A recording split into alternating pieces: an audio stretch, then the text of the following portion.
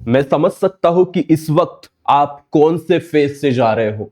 इस वक्त आपको लग रहा है कि अभी क्या करें, साल भर मेहनत की, अब लगता है कि मराठी लैंग्वेजेस या फिर हिस्ट्री ज्योग्राफी जैसे सब्जेक्ट्स को क्या टाइम दे कि उसमें आउट ऑफ आ जाए, क्योंकि सबसे ज्यादा वेटेज तो यही रख रहे हैं। साल भर तो मैंने मैथ्स और साइंस की बढ़िया पढ़ाई की और उसमें अभी मुझे अच्छे मार्क्स भी आते, बट इस सब्जेक्ट का क्या।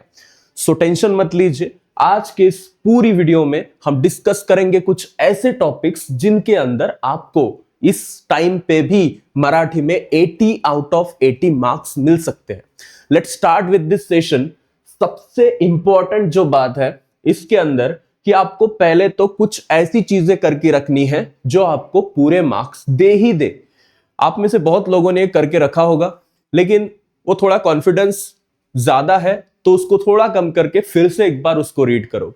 मोस्ट ऑफ द पीपल आपको बताएंगे वही चीजें बार बार बताने से क्या होगा, आपको भी लगेगा कि आपको आता है, बट क्या वो जेन्युइनली आपको आता है या बस आप वीडियो के अंदर देख रहे हो कि अच्छा ये टॉपिक करने हैं फिर हो जाएगा। नहीं, करने हैं मतलब करो। अभी हमारे पास टाइम नहीं है। तो देखिए, भाग एक भाषा अभ्यास व्याकरण 16 मार्क्स का सेक्शन, आपको व्याकरण को 8, वाक् प्रचार को 2, और आपको इसके अंदर ये सारी की सारी चीजें आज अगर आप प्रवीण सर की मैराथन खत्म होती है तो कंप्लीट ही कर दो। देखिए इसके अंदर कौन कौन सी बातें आएगी। विधानार्थी वाक्य कर लो, साथ ही साथ इसके अंदर आपको प्रश्नार्थी वाक्य तो आता ही है, वो तो मुझे आपको पता है, सबको ही आता है वो। उसके बाद उद्गारार्थी वाक्य करो और आज्ञार्थी वाक्य करो। ठीक है, ये चारों वाक्य आपके बहुत अच्छे से होने चाहिए। And then one of the important part, वाक्य रूपांतर कर लो। बहुत से लोग ये मिस कर देते हैं, मतलब वो पहले वाला कर लेते बाद में ये मिस कर देते, इसको मिस नहीं करने का। ये 4 मार्क्स का आता है। विधानार्थी का प्रश्नार्थी, प्रश्नार्थी का विधानार्थी, प्रश्नार्थी का विधानार्थी, उद्गारार्थी का विधानार्थी। तो ये आपको आना चाहिए। इट शुड बी कि आपको ये सारी चीजें आती है, ऐसा कंसिडर करके अभी चलना ही होगा, because we don't have that much time for this subject too. अभी इसके अंदर और पार्ट है वाक् प्रचार। वाक् प्रचार मतलब किसी भी इसका हम बोल सकते हैं वाक् प्रचार दिया है, जैसे संकुचित होणे किंवा ओक्साबोक्शी होणे, निष्कासित करणे, म्हणजे काय, तर त्याचा अर्थ लिहिता आला पाहिजे, उसका आपको मीनिंग लिखना आना चाहिए।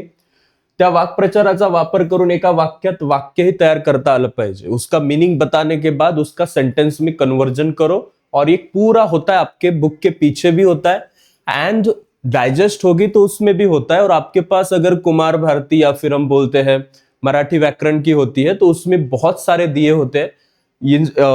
इंटरनेट पे भी सर्च करें तो पूरा लिस्ट मिलता है, सबको पढ़ के जाओ क्लास 10 का, तो इसके मार्क्स आपके हाथ से नहीं जाने चाहिए।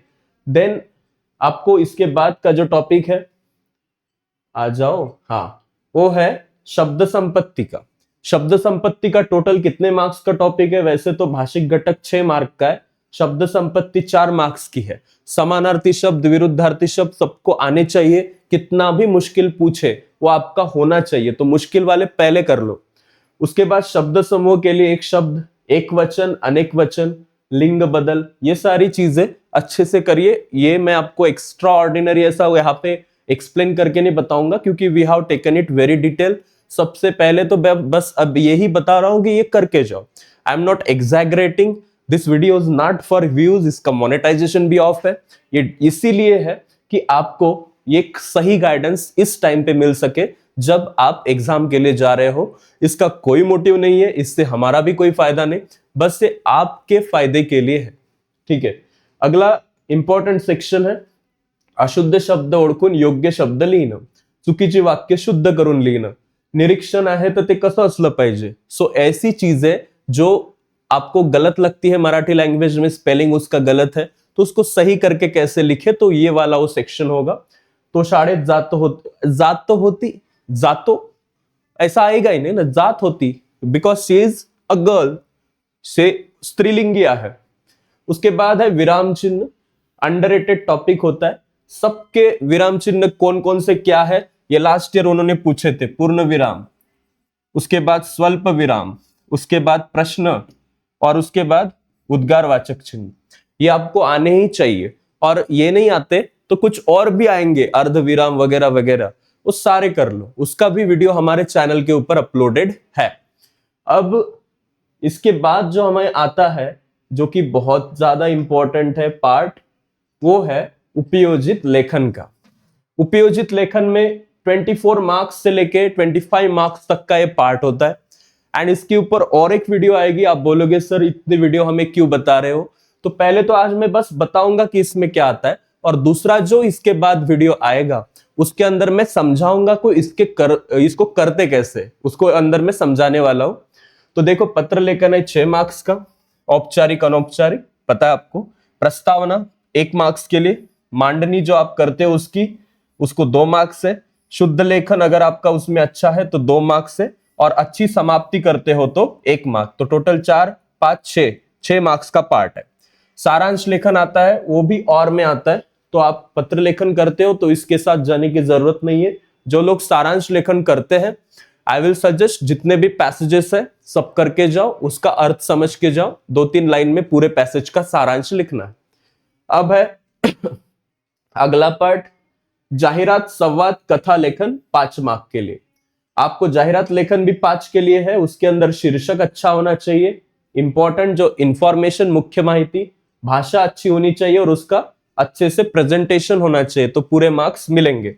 देन आप यहाँ पे संवाद लेखन, कथा लेखन 5 मार्क्स के लिए 60 से 80 शब्दों में मैं बताऊंगा अगला वीडियो जो आएगा उसके अंदर। बस अभी मैं बस इंट्रोडक्टरी पार्ट दे रहा हूं कि इसको करने के बाद आपको जो व्याकरण का उपयोजित लेखन का पार्ट जो है उसके अंदर अच्छे मार्क्स आएंगे। मैं उस चीजों के बारे में भी बताऊंगा, गद्य के बारे में, पद्य के बारे में, लेकिन फिलहाल तो मैं बस इसी के बारे में बता रहा हूं जो है अपने हाथ के मार्क्स। ठीक है, तो ये हाथ के मार्क्स ले लो। बाकी स्थूल वाचन, रसग्रहण, इसका वीडियो जल्दी ही इसके चैनल के ऊपर मैं प्रिपेयर कर रहा हूं, बना के ला रहा हूं। पहले मैं आपको समझाऊंगा कॉन्सेप्ट क्या है स्थूल वाचन का, फिर आपको उसकी पूरी वीडियो मिलेगी जो कि सारे चैप्टर्स के हिसाब से होगी। लेखन कौशल्य के अंदर प्रसंग, आत्मकथन, वैचारिक लेखन, ये निबंध लेखन का पार्ट है। 100 से 120 शब्दों में लिखा जाता है। कैसे कैसे मार्क्स दिए जाते हैं देख लो। बहुत बार पूछते हो ना कि सर सबसे ज्यादा वेटेज किसको होता है निबंध के अंदर, तो आप देखो रचना जो आप करते हो उसकी, आप उसकी विषय को जैसे एक्सप्लेन करते हो, भाषा, आपका हैंडराइटिंग, आपका शब्द संपत्ति के ऊपर आपको मराठी कितनी पता है, उसके ऊपर आपको यहाँ पे मार्क्स मिलते हैं। एंड द लास्ट पार्ट इसी के अंदर जो मैंने अभी अभी डिस्कस किया। सो ये तो हमारा हो गया वैचारिक उपयोजित लेखन और हमारा व्याकरण का part. Final quality out of 80 के लिए हमें और भी चीजें है ना, तो पैसेजेस का सेक्शन है, तो पैसेजेस को अच्छे से कैसे सॉल्व करेंगे हम, तो उसके ऊपर हमने उतारे के ऊपर आधारित क्वेश्चन किए हैं। क्योंकि हम वो करेंगे तो आप बोलोगे ये तो हम भी कर सकते हैं, तो दैट्स वाई मैंने उसको पैसेजेस को लिया नहीं, बिकॉज पैसेज लेना मतलब बच्चों जैसा लगता है कि ये पैसेज है, सर ही पैसेज सॉल्व कर रहे हैं, हम तो बस वहां पे देख रहे हैं। It doesn't make a sense of conversation between us. Okay, so I will suggest कि आप जो है अभी बस इसके लिए रुको कि मैं स्थूल वाचन का वीडियो कब लाता हूं, और साथ ही साथ रस ग्रहण का कब लाता हूं, स्वमत वगैरह। मुझे लगता है कि बहुत से लोगों को लिखना आता है, नहीं आता है तो सिखा दूंगा। अभी भी 1-2 दिन है जिसके अंदर हम सारी वो चीजें करेंगे। So don't worry, we are just coming back with a new video. ये तो बस इसका पार्ट 1 समझिए, और स्टे ट्यून रहिए, ये कंटिन्यू होगा, टू बी कंटिन्यूड में डाल दीजिए इसको। ठीक है, थैंक यू।